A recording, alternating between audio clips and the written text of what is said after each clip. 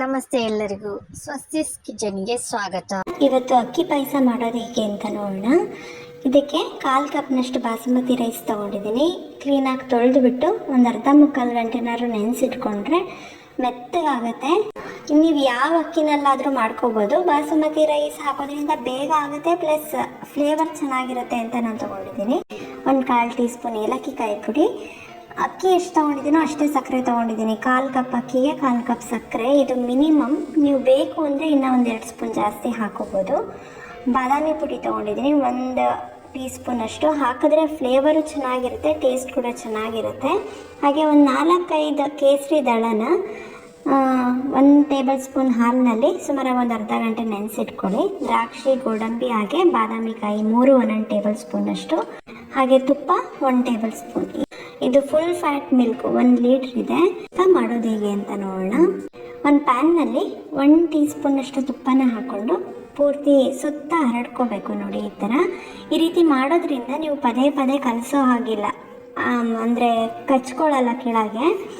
ಇದಕ್ಕೆ ಹಾಲನ್ನ ಹಾಕ್ಕೊಳ್ಳಿ. ಆದಷ್ಟು ದೊಡ್ಡ ಪಾತ್ರೆನಲ್ಲೇ ಮಾಡಿ ಇದಕ್ಕೆ ನೆನೆಸಿಟ್ಟಿರೋ ಅಂಥ ಅಕ್ಕಿನ ಹಾಕ್ಬಿಟ್ಟು ಕುದಿಸ್ಕೋಬೇಕು. ಫಸ್ಟು ಇನಿಷಿಯಲ್ ಒಂದು 2 ನಿಮಿಷ ಹೈ ಫ್ಲೇಮ್ನಲ್ಲಿ ಇಟ್ಟರು, ಒಂದು 2 ನಿಮಿಷ ಆದಮೇಲೆ ಸಣ್ಣ ಉರಿನಲ್ಲಿ ಇಟ್ಬಿಟ್ಟು ಅನ್ನ ಬೇಯೋವರೆಗೂ ಕುದಿಸ್ಕೋಬೇಕು.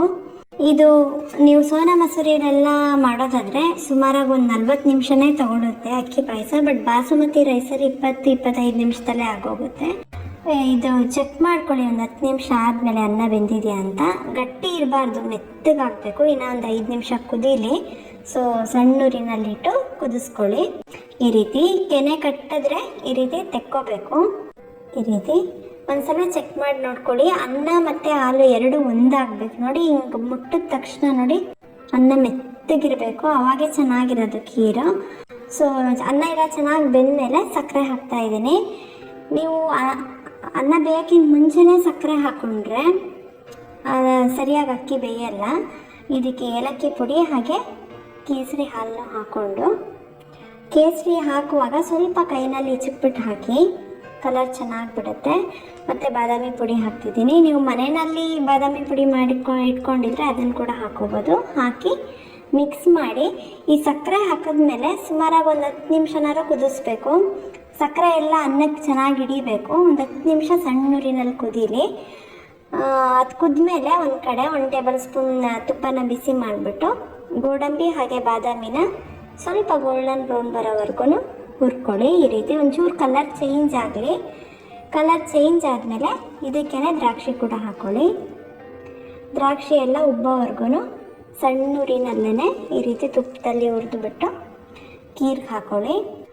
ಇದನ್ನು ಮಿಕ್ಸ್ ಮಾಡಿ. ನೋಡಿ, ಬಿಸಿನಲ್ಲಿ ಇದೇ ಕನ್ಸಿಸ್ಟೆನ್ಸಿ ಇರುತ್ತೆ. ಇದು ಹಾಕಿ 1 ನಿಮಿಷ ಬಿಟ್ಟು ಗ್ಯಾಸ್ ಆಫ್ ಮಾಡಿದ್ರೆ ಆಯಿತು. ಇದೇ ಕನ್ಸಿಸ್ಟೆನ್ಸಿ ಇರಲಿ. ತಣ್ಣಗಾದ್ಮೇಲೆ ನೋಡಿ, ಒಂದು ಅರ್ಧ ಗಂಟೆ ಬಿಟ್ಟರೆ ಹೆಂಗೆ ಗಟ್ಟಿಯಾಗಿದೆ ಅಂತ. ಅನ್ನ ಮೆತ್ತಗಿರುತ್ತಲ್ಲ, ಹಾಲನ್ನೆಲ್ಲ ಹಿಡಿಯುತ್ತೆ ಅಷ್ಟೇ. ಈ ರುಚಿಯಾದ ಅಕ್ಕಿ ಪಾಯಸನ ನಿಮ್ಮ ಮನೇಲಿ ಕೂಡ ಮಾಡಿ ನೋಡಿ, ನಿಮ್ಮ ಅಭಿಪ್ರಾಯನ ತಿಳಿಸಿ.